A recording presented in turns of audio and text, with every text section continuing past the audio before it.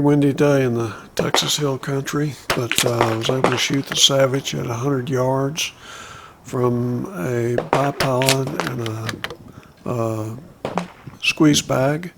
I wanted to show you this last target that I shot.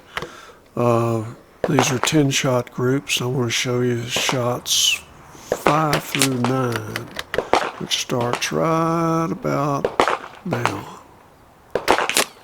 This is all real time. I didn't speed it up or anything.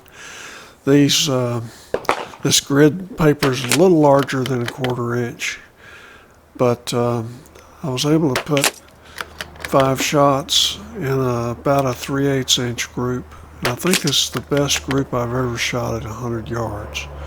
So I was pretty happy. I've still got a lot to learn about the Savage gun as far as how often to clean the barrel and how to actually hold the gun, but this is good progress.